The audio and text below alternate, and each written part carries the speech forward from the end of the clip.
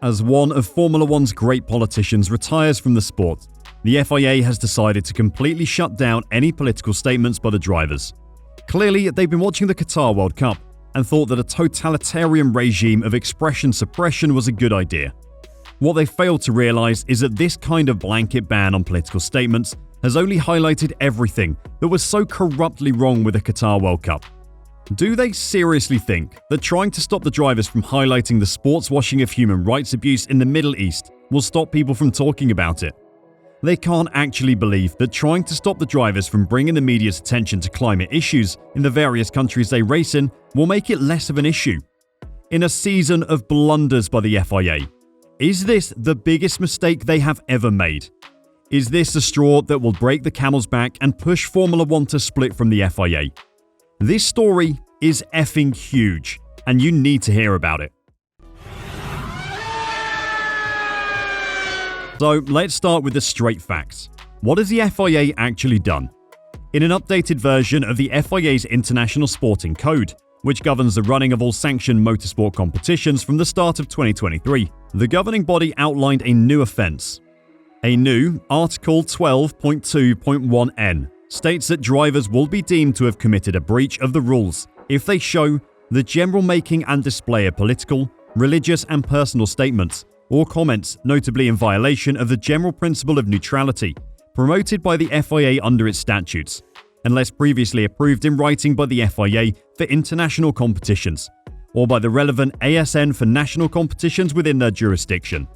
In addition, it's now also stated in the ISC that failure to comply with the instructions of the FIA regarding the appointment and participation of persons during official ceremonies at any competition counting towards a FIA championship will be seen as violating the rules. We will cover what this change means for the championship in a minute. First though, what is this change actually aimed at? Well, in recent years, Formula One drivers have been making the most of their incredible popularity to spread political messages in the aid of causes around the globe. As we mentioned earlier, Sebastian Vettel was a great politician and brashly campaigned for environmental issues in particular. The four-time world champion arrived at the Canadian Grand Prix track this year wearing a t-shirt bearing the message, "Stop mining tar sands, Canada's climate crime." The message was a reference to the controversial oil sands operation in Alberta, which has been described as the world's biggest industrial project. It involves bitumen being dug from huge open pits on land that used to contain forests. In addition to the t-shirt, Vettel's helmet painter Jens Munzer created a design showing an oil pipeline. There is another driver in the paddock who isn't afraid of a political statement though. Famously, at the 2020 Tuscan Grand Prix at Mugello, Lewis Hamilton caused a stir when he wore a t-shirt on the podium that stated, "Arrest the cops who killed Breonna Taylor." On the back, it featured a picture of her face and the words "Say her name." Taylor was a black medical technician from Louisville, Kentucky, who was shot in her home by police after they attempted to serve a no-knock warrant on her home during a narcotics investigation. Her boyfriend, Kenneth Walker, fired a gun at the police believing them to be intruders, and they returned fire. Taylor was shot 8 times and died from her injuries. Walker has recently settled a lawsuit with authorities over the matter. Hamilton's actions in wearing the t-shirt on the podium prompted a review by the FIA, who subsequently amended the event notes issued from that year's Russian Grand Prix to prevent a repeat. Drivers were told that they could only wear their driving suits done up to the neck for the podium and post-race interviews, and this became enshrined in F1 sporting regulations. Perhaps the biggest driver of this rule change is the Middle Eastern money that's been buying slots in the F1 calendar for a few years now. This year's Saudi Arabian Grand Prix in Jeddah was hugely controversial. A missile attack on an Aramco fuel depot just 6 miles from the track brought the race to the brink of cancellation. The Saudi Arabian Grand Prix was already a source of unease for the drivers due to the country's atrocious recent human rights record. The drivers were in agreement after private meetings that the race should be cancelled, but assurances from the Saudi government and the FIA meant the race went ahead. The drivers did not look happy about it at the time. After the race, the chair of the Grand Prix Drivers Association, Alex Wurz, put F1 on notice that its drivers will no longer stay silent on issues such as where the sport races after they considered boycotting the Saudi Arabian Grand Prix. The GPDA represents the 20 F1 drivers, and the controversy in Saudi Arabia was, for Wurz, indicative of the sea change in the attitude of his members and across sport as a whole that has taken place recently. "We can see that sport has undergone a very swift change over the last few years," he said. "It really came to the surface with the issue of racism and with the Black Lives Matter. Before, drivers were seen as sports people, where the position was, I'm a sports person, I'm not getting involved in politics. That time has really gone. In the last 2 or 3 years, those young people have suddenly come to the position that they should have an opinion, and that they should also talk and express their opinions and deal with their responsibility for it. For the Saudi Arabian Grand Prix, Formula One was never going to allow it to be cancelled last minute. The Saudis pay $55 million a year to have the race held there. This, in our opinion, is why this change has happened. The FIA has constantly tried to suppress the drivers' freedom of expression this year because of the potential financial impact of the statements. If drivers continue to tell millions of people around the country that they don't want to race in Saudi Arabia due to the human rights abuses in the country, or their fear of dying in a missile attack on the course, Saudi Arabia won't pay $55 million for the privilege of using Formula One to raise global opinion of their country. Qatar pays $55 million to bring the glitz and glamour of Formula One to their country, to help wash away the stories of enslaved migrant workers. Do you think they'll continue paying that if all the headlines over the race weekend are about these issues? Will Hungary pay $40 million if a driver turns up and highlights the lack of LGBTQ+ rights in the country, like Sebastian Vettel did?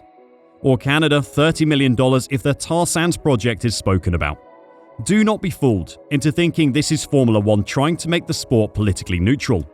Don't let them convince you. This is for the good of everyone, and it is the drivers in the wrong.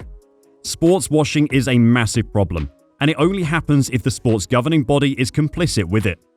This is the FIA opening their pockets, allowing people to fill them with money, and then letting those people influence how the sport is governed. The FIA took a look at football's governing body, FIFA, and thought, I want a slice of that pie. They saw the success of political suppression at the Football World Cup in exchange for monetary gain, and decided they wanted the same deal. This change is fueled by corruption within the FIA. All we can hope for now is that the drivers say F you. Okay, now you know what has happened and why it has happened. Let's take a look at what it actually means. After all, this is a rule change, so there must be some effect on the sport. Well, interviews are set to become a more boring affair. Imagine a driver sitting in front of the press and someone is asked, "Are you excited to race in Qatar?" And the response is, "Sorry, I can't answer that question due to the FIA rules." So the reporter follows up with, "Christmas is coming up soon, what are your plans?" The driver answers, "Sorry, I can't answer because the question has religious tones and I don't have written permission from the FIA to express an opinion on it." You see how ridiculous this is going to get. While the interviews are going to be bad enough, there could be some very serious repercussions for teams and drivers if they breach the rules, and there is precedent to show how serious this might get. Back in 2006, Turkish Grand Prix organisers were handed a $5 million fine after then Turkish Cypriot leader Mehmet Ali Talat presented the winner's trophy and was introduced as President of the Turkish Republic of Northern Cyprus, which was recognised only by Turkey. The Jerez track in Spain also lost its slot on the F1 calendar after the local mayor made an unscheduled appearance on the podium in 1997. Drivers or teams found breaking this rule, and for the sake of the sport, I hope they do break it. But the drivers and teams that do could face serious fines or points reductions. This rules change will have a serious impact on the sport, because Lewis Hamilton definitely isn't going to be gagged by this. Lando Norris, who idolises Sebastian Vettel, won't let his hands be tied by this. Sebastian Vettel said it best, so we'll finish with this. There are topics that are just bigger than the interests of the sport. Formula One is, to me, about the passion for driving the car, about challenging yourself on the edge. But look at the bigger picture. This is also a big business where you're looking to turn a lot of money around for certain people. To me, that isn't really important. It feels like a wasted opportunity if you're not using the platform that we have. What's your opinion on the FIA putting a gagging order on Formula One drivers? Let us know in the comments down below, and for the sake of the sport, let the FIA know your outrage at this rule change.